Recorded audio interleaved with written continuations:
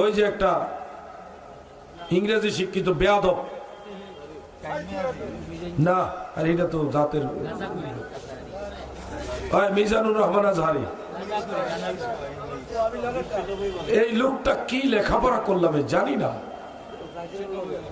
তবে এর বড় ভাই একটা লাইভে এসে তথ্য দিয়েছেন সে জেনারেল শিক্ষায় ভালো জ্ঞান অর্জন করছে, ধর্মীয় শিক্ষার ব্যাপারে সে ভালো মহাক্কেক না, এজন্য মাঝে মধ্যে সে ভুল করে ফেলে।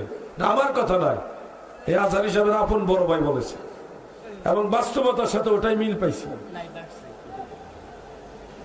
বাস্তবতা এটা মিল পাইছে। লোকটা মানুষকে বিভ্রান্ত করছে, ঠাস করে বলতেছে মহিলাদের মুখ খুলে রাখা জায়েজ। তুমি কে? একটা বিষয় জায়েজ না জায়েজ বলে দলিল সহকারে বলতে হবে। প্রয়োজনে জায়েজ এক মাসালা, আর সবসময় ঢালাও জায়েজ এটা আরেক মাসালা। মহিলাদের মুখ খোলা ওজোর ছাড়াই জায়েজ, এই মাসালা কোথায় পেলে? তার একটা ফতোয়ার কারণে অসংখ্য মা বোন মুখে আর এখন হেজাব ব্যবহার করবে না। এই মানুষগুলি গুনাহগার হবে। বেপরদায় যে নারীরা চলে মুখ খুইলা, তাদের আযাব হবে হাসরের ময়দান। আল্লাহ মহিলাদের নখ, ভয়ঙ্কর ধারালো নখ দিবে, বড় বড় নখ।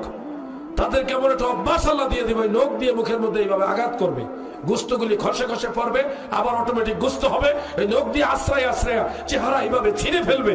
বেপরদা যে মহিলারা মুখ বিনা কারণে খুলে রাখে তাদেরকে আযাব দেওয়া হবে।